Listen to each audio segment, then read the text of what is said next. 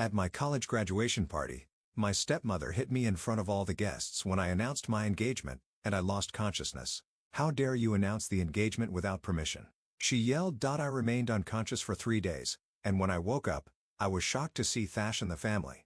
My name is Elisa Milano, and here is the tale of how I defied my domineering family and forged my own route. It wasn't simple, but often the most liberating decisions are the most difficult ones. I am 23 years old, and I will graduate with honors from Albany University in a few weeks. On paper, I'm intelligent, successful, and poised, everything a family like mine could possibly want, as they like to nickname me the golden child. It sounds ideal, doesn't it? I'll tell you a little secret though. Being flawless wears you out. "Alyssa, please correct your posture, my love." As I enter the family home, my grandma Mia's piercing voice breaks the stillness. A Milano always stands tall. No matter how stealthily I attempt to enter, she always finds out. I think the woman has eyeballs in the back of her skull sometimes. I force a grin that seems more like a grimace and respond, "Yes, grandmother, I do adore my family." It's not that I don't. However, my grandmother, she is an unstoppable natural force. Her remarks are piercing enough to cut through anyone's confidence, and she walks like a queen and talks like a commander. "Alyssa has good posture, mother." With a half-hearted laugh, my dad, Raphael, tries to lighten the situation by saying she's not going to a debutante ball. "Please, Raphael," grandmother yells without pausing. "I'm just making sure the reputation of our family doesn't suffer." A Milano is never lazy. I glance to my mother, Rosalie, who gives me a calm, comforting nod. It's her way of expressing, "I've got your back," without using words. That's easier said than done with grandmother Mia though. I sneak into my room later that night and collapse on my bed. When my phone buzzes, I smile because it's Paul, my cover lover. I roll my eyes as I type, "You won't believe what my grandmother said today. Let me guess something about the Milano family reputation." He responds 2 seconds later. I laugh aloud. "Bingo." I reply with a text, "I think she's trademarked that phrase sometimes." Paul answers nearly immediately. My grandma, Haley, also had some harsh things to say about the Milanos today. When will this conflict be resolved? Yes, the notorious family dispute between Milano and Lai. It's similar to Romeo and Juliet, except with less heartbreaking love poetry and more expensive purses. You see, grandmother Mia's long-standing enemy is Paul's grandmother, Haley Lai. It seems that the dispute over which family should receive the most attention at a charity event began decades ago. Crazy, however, years later, we are still caught up in their conflict. My mother calls out from below, "Come down for dinner, Elisa." I swiftly delete my communications with Paul and groan. Believe me, it would be an incredible scandal if grandmother Mia ever discovered that I was seeing a lie. As usual, the dining room is magnificent with a polished mahogany table, sparkling chandeliers that seem like they belong in a palace, people that are most likely older than me, and a sense of anxiety that permeates any luxury place. Haley Lai's most recent charity event, did you hear about it? As piercing as ever, grandmother Mia sneers in disgust as if her lack of class is compensated for by throwing money around. Once more, here we go. A whole season of a reality TV program might be devoted to the turmoil in my family. I chew my food quietly, letting their voices blur into background noise as I zone out, dreaming of a life far away from this. For as long as I can remember, my path has always been paved for me. I've been told what to wear, how to speak, where to go, and who to associate with. Being a Milano comes with prestige, but it also comes with invisible shackles. But here's the thing. I'm not just a Milano. I'm Elisa. I have my own dreams, my own goals, and, yes, my own love, even if it's with someone my family would never approve of. Paul sees me for who I am, not for the title I carry, and that means everything. Over the next few days, I find myself at a crossroads. Graduation is so close I can taste it, and with it comes a choice. Do I continue down the path my family expects me to take, polished, perfect, and suffocated, or do I step off this gilded road and find my own way even if it means disappointing the people I care about? For the first time in my life, I feel brave enough to ask myself, what does Elisa Milano want? It's a question that will change everything. This is my story. The story of how I stopped being the golden child and started being me. I bite my tongue, resisting the urge to defend Paul's family. Instead, I focus on my plate, pushing around the organic kale salad sitting untouched in front of me. "Now, Alyssa," grandmother Mia's sharp voice cuts through the quiet tension, turning her attention fully on me. "Have you given any thought to which law firm you'll be interning at this summer? I've spoken to Aidan Gillan, and he's more than willing to put a good word for you at his son's firm." I pause, my heart racing, but gather every ounce of courage I can muster. "Actually, grandmother, I begin, my voice shaky but determined. I've been thinking about taking a different path after graduation, maybe exploring non-profit work. The silence that follows is deafening. It feels as though I've just announced I'm running away to join a traveling circus. Non-profits. Grandmother's voice is dangerously low, dripping with disapproval. Alyssa, dear, Milanos do not do non-profit. We lead, we succeed, we dominate. Her words land like heavy stones, each one designed to crush my resolve. I feel my courage waver under her piercing gaze. But then I think of Paul and the life I want. A life where I decide who I am and what I do, not one that's been mapped out for me since birth. I understand, grandmother, I reply, my voice surprisingly steady, but I believe there are many ways to lead and succeed. I'd like the chance to find my own path. The tension in the room is suffocating. My parents exchange worried glances, caught between wanting to support me and fearing the consequences of standing up to grandmother Mia. That night, as I lay in bed, my mind races. I know I'm walking a fine line between the life that's expected of me and the one I actually want, but for the first time, I feel ready to stand up for myself no matter the consequences. The next day, the Grand Hall at Chili's Grill and Bar is a whirlwind of activity. Crystal glasses clink as Albany's elites celebrate my graduation. Servers glide through the crowd with trays of champagne. I stand in the center of it all, forcing a smile as yet another one of grandmother's friends congratulates me. Alyssa, darling, come here for a moment. Grandmother Mia calls, her voice effortlessly commanding attention. Excuse me, I say politely to the woman I've been speaking with. My heels click across the polished marble floors as I make my way over. Yes, grandmother? I ask carefully, keeping my expression neutral. Gentlemen, grandmother begins, her tone full of pride as she gestures toward me. This is my granddaughter, Alyssa. She's just graduated summa cum laude from Albany University. One of the men nods, clearly impressed. Following in your grandmother's footsteps, I see, he remarks. I hesitate for a split second, the weight of their expectations pressing on me like a physical force. I know what I'm supposed to say, that I'm honored, that I'll make the Milano family proud. Instead, I take a deep breath and let the words I've been holding back finally spill out. Actually, I say, meeting their gazes with as much confidence as I can summon, I'm hoping to forge my own path. I'm passionate about non-profit work and making a real difference in people's lives. The air around us grows still. The men exchange brief, polite smiles, clearly uncertain how to respond. Grandmother's expression remains perfectly composed, but I can see the flicker of frustration in her eyes. Well, that's unexpected, one of the men mutters, forcing a pilot smile. Alyssa has always been ambitious, grandmother says sharply, her voice smooth, but carrying an undeniable edge. I'm sure this is just a phase. It's not a phase, I reply softly but firmly. Grandmother doesn't respond. Instead, she gives me a long, calculated look before turning back to the men. I know she'll have more to say later, but for now, I've done it. I've spoken up. As I stand there surrounded by the chatter and clinking glasses, I feel a mix of fear and freedom course through me. This won't be easy. Disappointing grandmother never is. But for the first time, I know I'm on the right path. My path. The room falls into a strange silence as I step away from grandmother and toward the center of the hall. My heels click against the marble floor, echoing like thunder in my ears.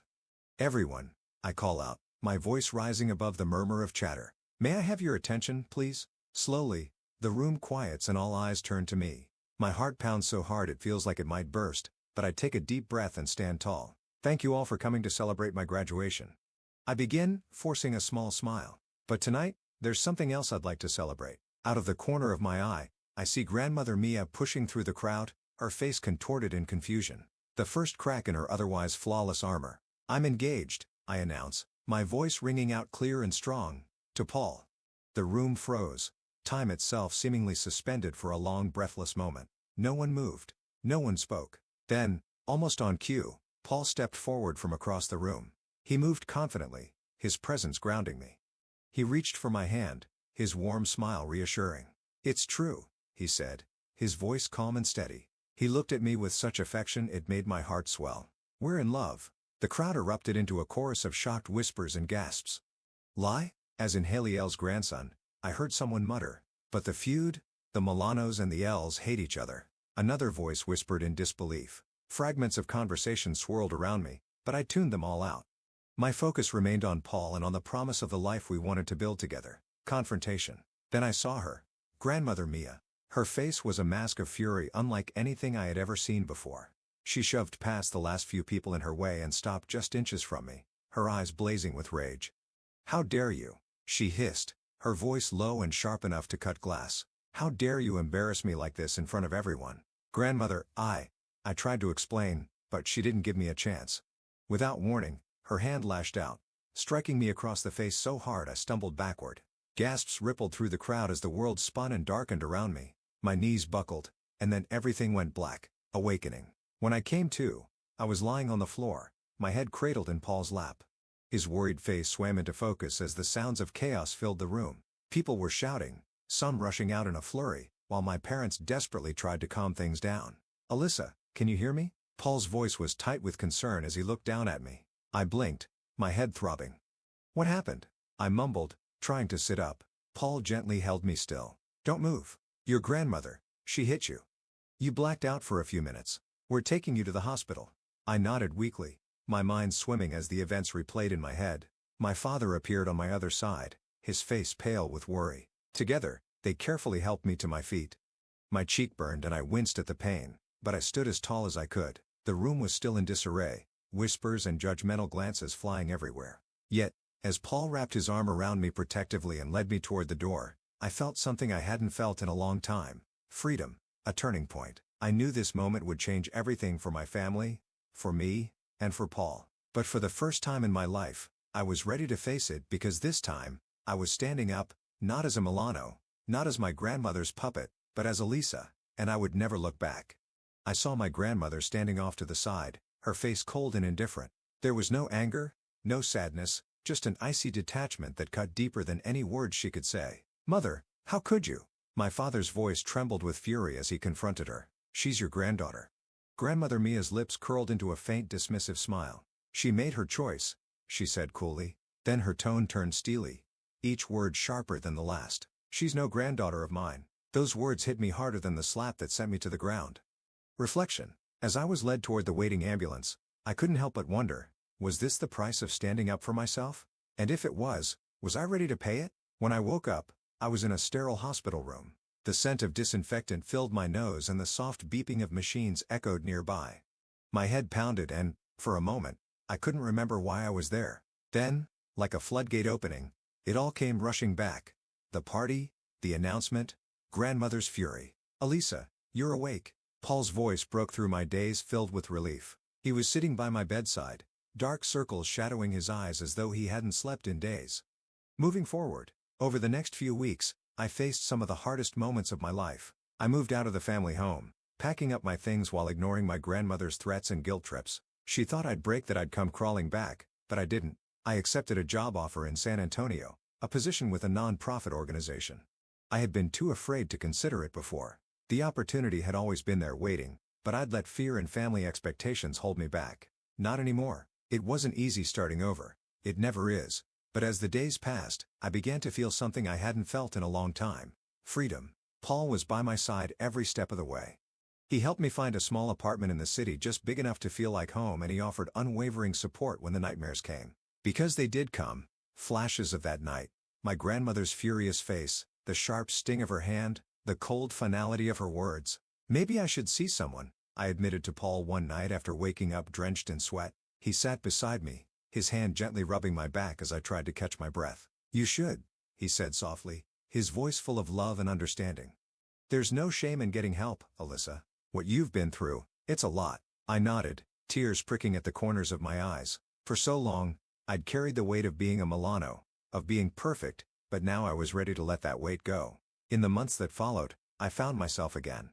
I poured my energy into my new job, helping people in ways that felt meaningful and real. I built a life that was mine, one free of expectations and judgment.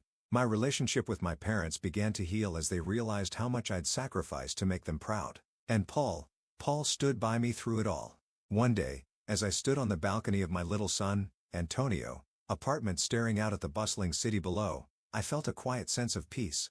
I had lost so much: my grandmother's love, the security of my old life, but I had gained something far more valuable, myself. For the first time in my life, I was living on my terms. I knew that no matter what challenges lay ahead, I was strong enough to face them. "I think that's a great idea," Paul said softly. "I'll go with you if you want." True to his word, Paul was there for me through everything. Every therapy session, every panic attack, and every moment when I doubted myself. Even when Grandmother Mia kept trying to break us apart, including a subtle threat to his family's business, Paul stood firmly by my side. Meanwhile, grandmother's perfect world was fallen apart. I heard whispers that some of her business partners had distanced themselves, not wanting to be connected to someone who had hit her own granddaughter. One evening, Paul showed me his phone. "Did you see this?" he asked. It was a video of grandmother being surrounded by reporters outside her office. "Mrs. Milano, do you have any comments on the assault allegations?" one reporter asked.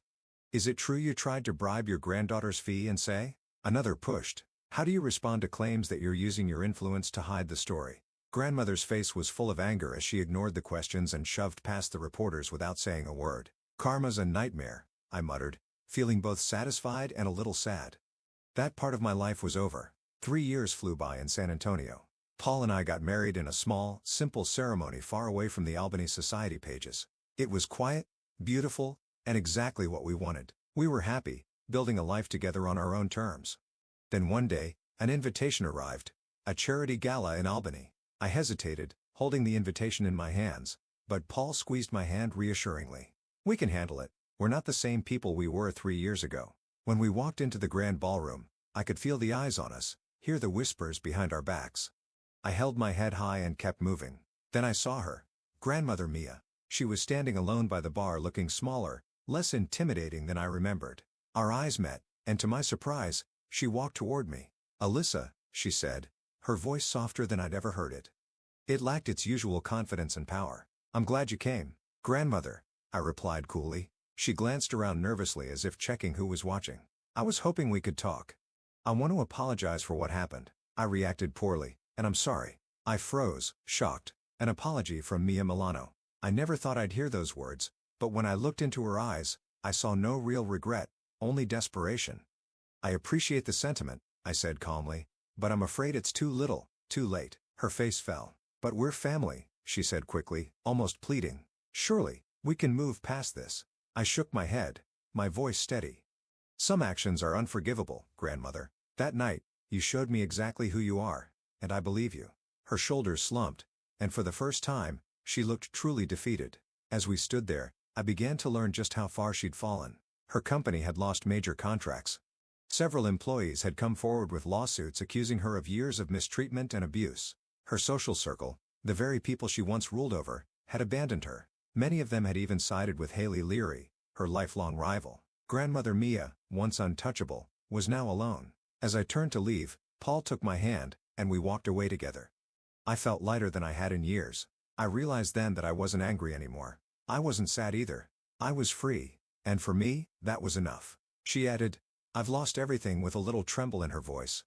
I could still feel the wrath I knew so well. "And for what purpose?" "Because you are unable to carry out my plan for you." It was there. The mask came off, revealing the same Mia once again. "No, Grandmother," I said, maintaining a steady and composed tone. "Your own actions caused you to lose everything. Seeing others as nothing more than puppets in your game, your harshness, and your urge to rule everyone, you are now facing the repercussions of the decisions you made." For once, she was unable to speak as she gazed at me. I inhaled and carried on. "I've moved on," I firmly informed her. "I am surrounded by people who genuinely care about me. I am successful, and I am happy. You and your approval are no longer necessary for me." I turned and left after saying that. I didn't turn around. Mia Milano stood there by alone, vestige of a world that had vanished, a ghost of the strong woman she had once been. What are your thoughts? Does family toxicity reach a point where it can no longer be tolerated? At what point in the narrative would you have left Mia? Or do you believe that everyone is worthy of another chance? Leave a comment below with your opinions. Others experiencing similar circumstances could benefit from your viewpoint.